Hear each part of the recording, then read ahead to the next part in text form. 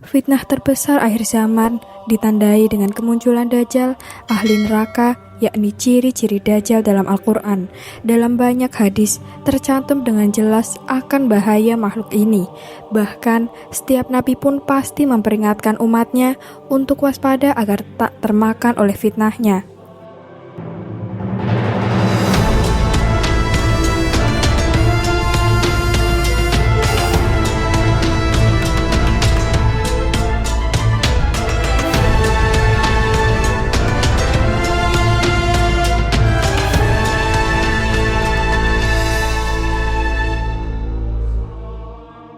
Assalamualaikum warahmatullahi wabarakatuh. Halo Sobat Muslimpedia, semoga Allah selalu menjaga antum semuanya. Dan di video kali ini kita akan membahas tentang 10 golongan pengikut Dajjal.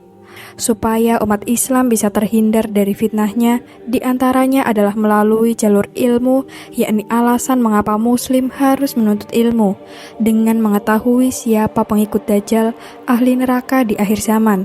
Paling tidak, umat bisa menyiapkan kewaspadaan sejak dini untuk tidak menjadi bagian dari pengikutnya. Dalam buku Al-Mawsu'ah fi Al-Fitan wa Al-Malahim wa Asyrati As-Sa'ah 2006 721 sampai 727, Dr. Muhammad Ahmad Al-Mubayyad berdasarkan nas yang ada 10 golongan pengikut Dajjal ahli neraka di akhir zaman. Yang pertama, orang-orang Yahudi. Terkait hal ini, yakni sejarah Yahudi, Anas bin Malik meriwayatkan bahwa Rasulullah SAW bersabda bahwa kelak Dajjal ahli neraka akan diikuti oleh 70.000 orang Yahudi dari Asbahan yang sekarang masuk wilayah Iran, yang memakai baju tebal berjahit. Hadis riwayat Muslim. Hadis ini bukan menunjukkan batasan jumlah, namun terkait betapa banyaknya pengikut Dajjal ahli neraka kala itu dan tanda-tanda kiamat. Jika di Asbahan saja pengikutnya sebanyak itu, apalagi di wilayah-wilayah lainnya. Terlebih, Dajjal ahli neraka diberikan kemampuan luar biasa untuk berkeliling dunia dalam waktu yang super cepat, melainkan Makkah dan Madinah yang dijaga oleh malaikat.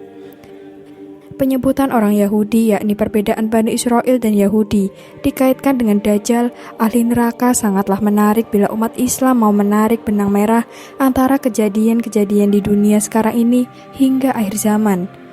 Bahwa kerusakan-kerusakan yang banyak didalangi orang-orang Yahudi sepanjang zaman kelak akan bertemu dengan muara kerusakan yang dibawa Dajjal ahli neraka. Bisa jadi mereka telah menyiapkan secara matang kedatangan Dajjal ahli neraka. Yang kedua, kelompok-kelompok menyempal dan Khawarij. Menurut riwayat Ibnu Majah, Nabi bersabda bahwa akan tumbuh pemuda yang fasih baca Al-Quran, tapi hanya sampai kerongkongan. Setiap kali sekelompok dari mereka muncul, maka pantas dihancurkan. Kemunculannya lebih dari 20 kali, hingga sampai kedatangan Dajjal ahli neraka. Dari hadis tersebut bisa ditarik kesimpulan bahwa salah satu pengikut Dajjal ahli neraka adalah Khawarij. Sebuah gambaran umum bagi orang-orang yang dungu, tidak mengetahui dengan baik ajaran-ajaran Islam yang benar, memahami Islam dari lahiriahnya saja, gampang mengkafirkan orang tanpa dasar ilmu dan lain sebagainya yang menggambarkan kepandiran mereka. Orang seperti ini kelak akan menjadi pengikut setia Dajjal ahli neraka. Yang ketiga, pelaku bid'ah dan kesesatan. Hudzaifah radhiyallahu anhu pernah mendengar sabda Nabi bahwa setiap umat ada majusinya. Sementara majusi umat ini adalah mereka yang tidak percaya takdir. Kalau berjumpa dengan orang semacam ini, Nabi SAW melarang untuk menghadiri jenazahnya dan dilarang membesuk mereka dikala sakit karena mereka adalah pengikut Dajjal ahli neraka. Hadis riwayat Abu Daud. Hadis ini menggambarkan secara implisit bahwa kelak pengikut Dajjal ahli neraka adalah orang-orang yang suka melakukan bid'ah, baik secara akidah maupun ibadah, dan suka mengerjakan kesesatan. Yang keempat, para wanita. Kelak di akhir zaman, berdasarkan riwayat Ahmad, kebanyakan yang terpengaruh dengan fitnah Dajjal ahli neraka adalah para wanita. Sampai-sampai ada orang yang mengikat istri, ibu, putri, dan saudara perempuannya agar tidak keluar rumah, termakan fitnah Dajjal ahli neraka. Hadis ini sama sekali bukan bermaksud merendahkan wanita. Menurut Dr. Mubayyad, banyak di kalangan wanita yang mengikuti Dajjal ahli neraka karena gampang tergoda dengan syahwat dunia dan tidak begitu mengedepankan akalnya sebagaimana laki-laki. Sementara itu, fitnah Dajjal ahli neraka yang begitu menggoda di saat kondisi dunia kala itu begitu memprihatinkan. Misalnya api diperlihatkan menjadi air, sebaliknya air diperlihatkan sebagai api, dan berbagai fitnah lainnya sangat sulit dilawan jika tak berbenteng keimanan. Yang kelima, setan. Dalam hadis riwayat Amru bin As radhiyallahu anhu disebutkan sabda Nabi bahwa di laut ada setan-setan yang dipenjara oleh Nabi Sulaiman radhiyallahu anhu yang kelak akan keluar membacakan sesuatu kepada manusia. Hadis riwayat Muslim. Kemungkinan keluarnya setan-setan ini adalah menjelang atau saat Dajjal ahli neraka muncul. Dalam sebagian riwayat disebutkan bahwa kelak setan-setan akan berjalan di bagian depan Dajjal ahli neraka yang menyerukan fitnahnya di berbagai negeri dan kota yang dimasuki Dajjal ahli neraka. Yang keenam, tukang sihir. Berdasarkan penelitian Dr. Mubayyad, di sebagian riwayat ada yang menunjukkan bahwa tukang sihir atau dukun dan semacamnya kelak menjadi pengikut Dajjal ahli neraka. Mereka berjalan di depan Dajjal ahli neraka dengan kebohongan dan kedustaan yang dibuat-buat untuk menyebarkan fitnah Dajjal ahli neraka. Yang ketujuh, pengikut hawa nafsu. Pengikut Dajjal ahli neraka yang lain adalah mereka yang tahu bahwa Dajjal ahli neraka itu dusta. Namun mereka tak kuat bersabar dengan menahan fitnahnya, akibatnya termakan juga. Abu Nuaim meriwayatkan dari Ubaid bin Umar al-Laitsi bahwa ketika Dajjal ahli neraka keluar, salah satu yang mengikutnya adalah orang-orang yang mengetahui bahwa Dajjal ahli neraka adalah kafir, tetapi mereka tetap ikut karena ingin memakan makanannya serta kebutuhan lainnya. Ketika murka Allah turun, maka mereka juga terkena imbasnya.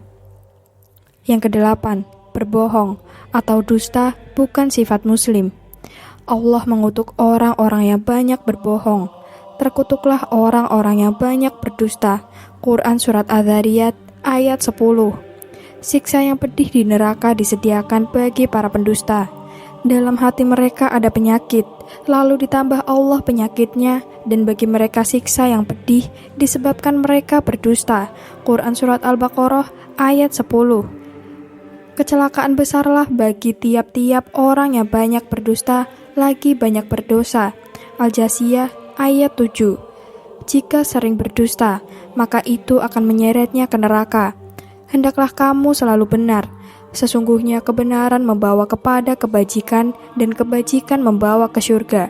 Selama seorang benar dan selalu memilih kebenaran, dia tercatat di sisi Allah seorang yang benar atau jujur. Hati-hatilah terhadap dusta. Sesungguhnya dusta membawa kepada kejahatan dan kejahatan membawa kepada neraka. Selama seorang dusta dan selalu memilih dusta, dia tercatat di sisi Allah sebagai seorang pendusta atau pembohong. Hadis riwayat Bukhari. Dusta adalah satu ciri orang munafik. Nabi Muhammad SAW. Tanda-tanda orang munafik ada 3, yaitu bila berbicara dusta, bila berjanji tak ditepati, dan bila diamanati dia berkhianat. Hadis riwayat Muslim. Berdusta bukanlah sifat seorang mukmin. Seorang mukmin mempunyai tabiat atas segala sifat aib kecuali khianat dan dusta. Hadis riwayat Al-Bazzar. Yang kesembilan, gemar namimah atau adu domba. Rasulullah SAW tidak dapat masuk surga seorang yang gemar mengadu domba. Muttafaq alaih. Allah Ta'ala berfirman, jangan pula engkau mematuhi orang yang suka mencela, berjalan membuat adu domba. Quran Surat Al-Qalam ayat 11. Yang ke-10, asobiyah atau fanatisme golongan. Bukan termasuk umatku siapa saja yang menyuruh pada asobiyah. Hadis riwayat Abu Daud. Dalam hadis yang lain, Nabi mengatakan bahwa orang yang mati dalam keadaan asobiyah atau membela kelompoknya bukan Islam, maka dia masuk neraka. Dalam Islam dilarang asobiyah atau fanatisme kelompok dan membangga-banggakan kelompoknya karena Islam itu adalah satu, yaitu orang-orang yang memecah belah agama mereka dan mereka menjadi beberapa golongan. Tiap-tiap golongan merasa bangga dengan apa yang ada pada golongan mereka. Quran Surat Ar-Rum ayat 32. Janganlah kamu mengatakan dirimu suci. Quran Surat An-Najm ayat 32. Allah berfirman, "Hai iblis, apakah yang menghalangi kamu sujud kepada yang telah kuciptakan dengan kedua tanganku? Apakah kamu menyombongkan diri ataukah kamu merasa termasuk orang-orang yang lebih tinggi?" Iblis berkata, "Aku lebih baik daripadanya, karena engkau ciptakan aku dari api, sedangkan dia engkau ciptakan dari tanah." Allah berfirman, "Maka keluarlah kamu dari surga. Sesungguhnya kamu adalah orang yang terkutuk. Sesungguhnya kutukanku tetap atasmu sampai hari pembalasan." Quran Surat Shad ayat 75-78. Hai orang-orang beriman, apabila kamu pergi berperang di jalan Allah, maka telitilah dan janganlah kamu mengatakan kepada orang yang mengucapkan salam kepadamu atau mengucapkan tahlil, "Kamu bukan seorang mukmin," lalu kamu membunuhnya dengan maksud mencari harta benda kehidupan di dunia, karena di sisi Allah ada harta yang banyak. Begitu jugalah keadaan kamu dulu juga kafir.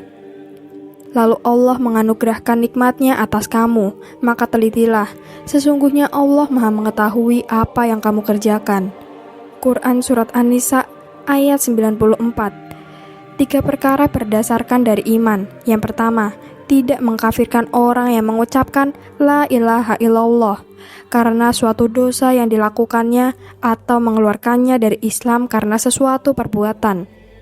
Yang kedua, jihad akan terus berlangsung semenjak Allah mengutusku sampai pada saat yang terakhir dari umat ini memerangi Dajjal ahli neraka tidak dapat dirubah oleh kezoliman seorang zolim atau keadilan seorang adil. Yang ketiga, beriman kepada takdir-takdir. Hadis riwayat Abu Daud. Semoga kita bukan termasuk orang-orang yang menjadi pengikut Dajjal. Gambar yang ditampilkan hanya ilustrasi, dan kami memohon maaf jika ada kesalahan dalam penulisan maupun penyebutan. Semoga konten ini bisa menghibur dan bisa memberikan inspirasi, edukasi, dan kebaikan dalam kehidupan sehari-hari. Wassalamualaikum warahmatullahi wabarakatuh.